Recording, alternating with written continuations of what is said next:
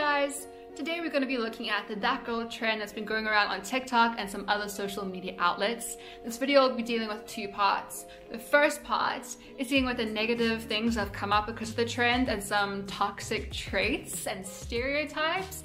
And the second part will be just daily tips that you can add into your lifestyle, your routine, if you want to add something different to it. I won't say it'll make it better because that's all depending on what you want to achieve, not because of some trend, but we'll get to that. So let's start with the first part.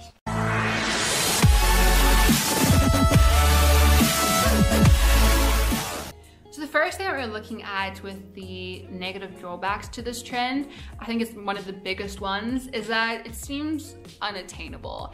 It seems that a lot of the people that are posting these things, and probably the reason why they have so many views and likes, are one of the best way to say it is they have a lot of money. They have the skyrise apartments, the amazing furniture and decor, the really cool decorative plates and really expensive healthy food and the matching activewear and gym memberships. I know a lot of people have that, but some people can't. And when you don't have it and you look at this and you think, okay, well, if I don't have those things and I can't afford those things, then I can't do this.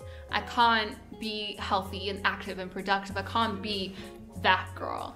So yeah, the first thing I'm looking at is unattainability, and honestly, it's putting into this like high click. It's like the popular girl stereotype of having everything and making it look easy, making it look like, oh, everyone has these things, everyone is able to afford what they have, and making it seem like there's no other way to do it. That there's no other way, that if you do it without having that certain aesthetic, then you're not productive, then you're not doing as well as they are.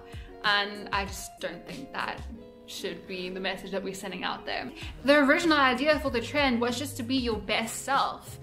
Make you feel good about yourself in all areas of your life. It wasn't necessarily to become a different person, which is why I think this trend is like, it's claiming that this one person, if you are this exact way, if you tick all of these boxes, then you are successful. And that's not necessarily true.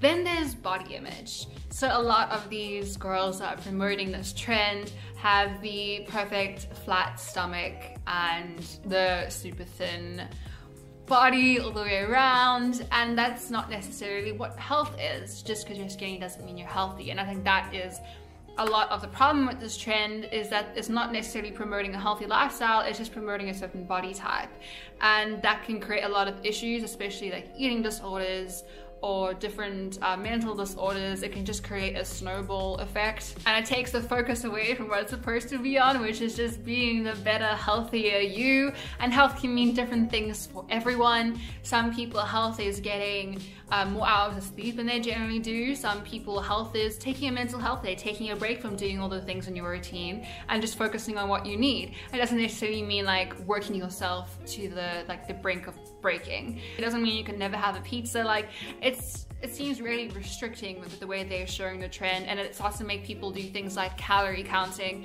which for some people works, but it's not for everyone. And I think that's the point. It's like you don't have to fit the certain mold to be a productive, better you.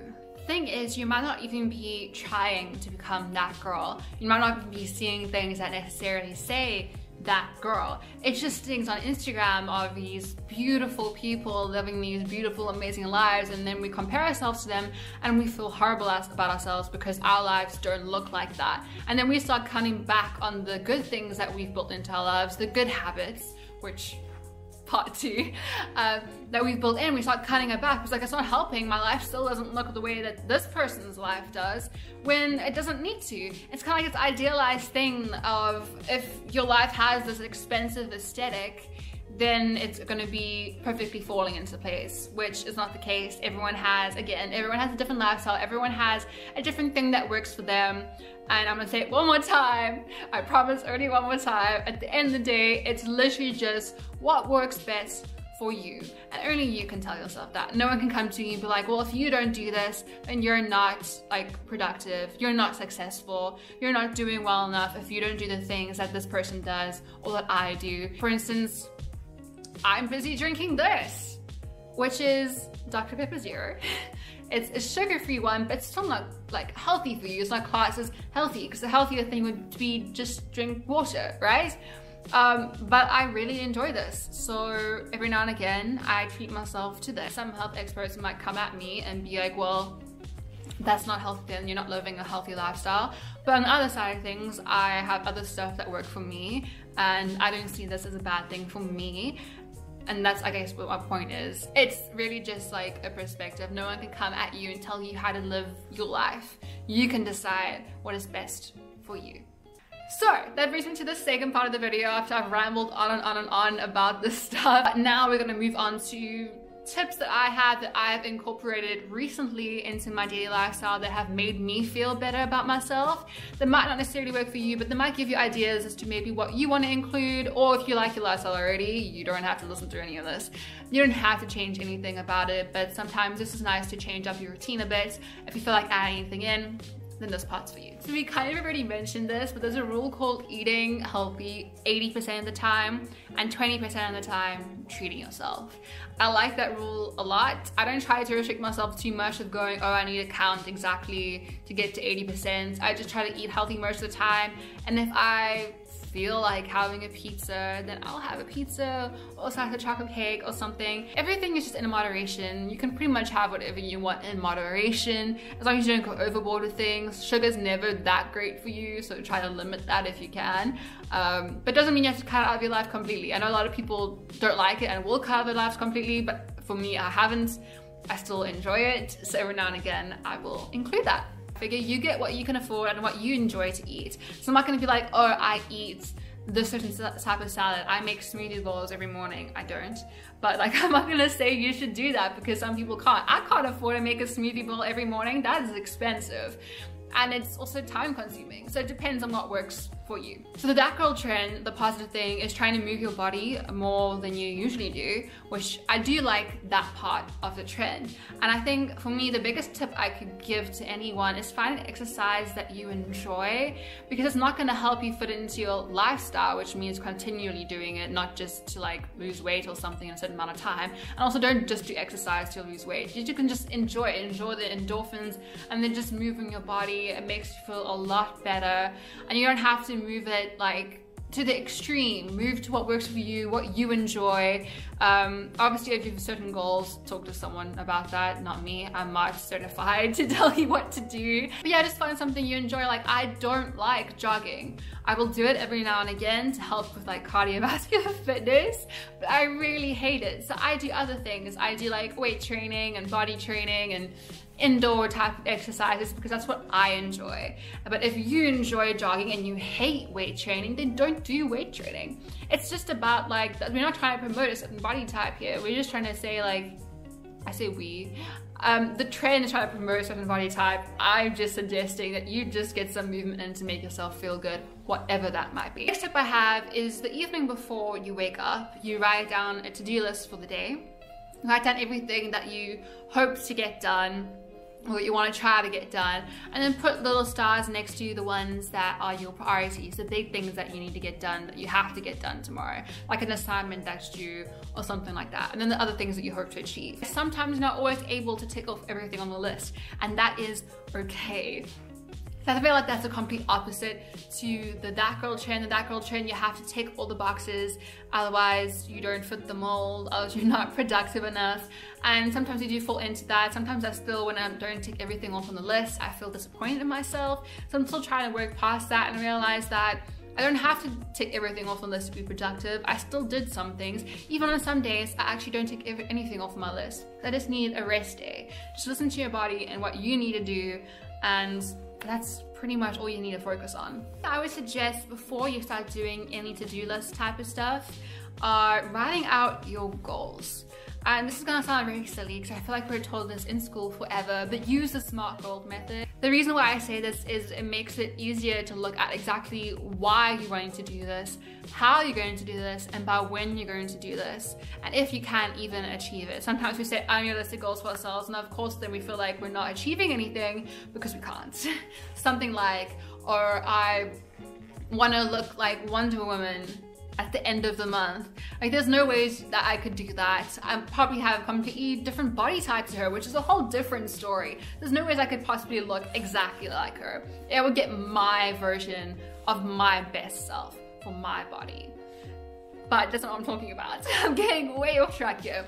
The point is to write down your goals. And after that, I saw a tip to write down little bullet points as to like tiny steps or activities you can take to help you achieve those goals along the way. Tiny things you can do every day or once a week or whatever to get closer to your goal. So for instance, you also break it down into different categories. You can make it the goals for your career, the goals for your personal life, the goals for your health. An example for that is my health goals are to have a better body than I currently do, or to feel better on a daily basis by the end of the year. By the end of the year, I want to look back and go, I feel great about myself. No matter the way that my body looks, I feel great and I feel better than I did at the beginning of the year. That is my health goal, and to do that I've included the things like I said, the exercise, the yoga, the walking, eating healthy most of the time, trying to go hiking once a month with my friends. I'm getting outdoors and getting some fresh air because it makes me feel good. I suck at hiking. It will never be a sport for me, but it's a nice recreational activity just to feel fresh and get my body moving. And that's an example as to the little activities you can do. Cool tip, and this has nothing to do with the That Girl trend at all, I just really like it. I saw someone that said that they are a housewife. A tip for them that they say helps them keep their house clean all the time is if a chore is gonna take only 2 minutes, don't leave it till later. Do it now. It's only 2 minutes. Get it done and you'll never have to do a big task on the Sunday to clean your whole house, because little things along the way would have been clean, like washing your dishes after you've eaten instead of leaving it till there's like a huge pile next to it and you're dreading washing it. It's just tiny stuff like that that makes it easier for you to handle. Breaking down to steps again, pretty much like goals. Drink lots of water.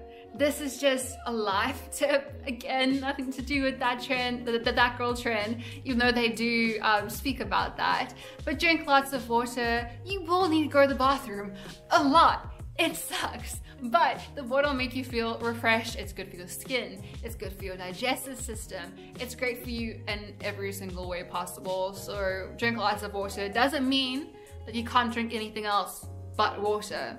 I just like to say that because the That Girl trend makes it seem like you can only drink health drinks, water, and coffee, and that is BS. We're nearing the end now, but another tip is to make your bed every day once you've woken up.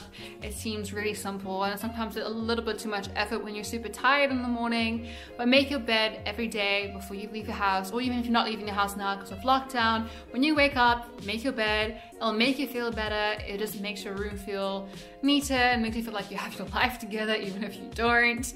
It doesn't have to be aesthetic. None of these things in your lifestyle have to be aesthetic. They do not have to be appealing to anyone else but you. So do what you want, do what makes you feel good, what makes you feel better about yourself and with your life, what works for you every single day with your budget. Just do whatever you want without having to try and fit to a certain mold that will make you feel like you can never achieve it because it's not you. So yes, I'm gonna say the cheesiest thing ever, but be true to yourself. Don't try to become someone else, just be a better you. Let me know if you have any tips or if there are certain ones that you really enjoy and what you think about the That Girl trend, like where you stand on it. Yay or nay. Don't forget to subscribe to my YouTube channel if you haven't already. Hit that bell icon to get notified whenever I post a new video. Comment down below what you want to see me try next and give this video a fierce like if you enjoyed it. Thanks so much guys, I really enjoyed rambling on with you about the That Girl trend. Let me know if you wanted me to check out any other type of stereotypes or what type of tips you enjoyed, and I'll see you guys next time. Bye.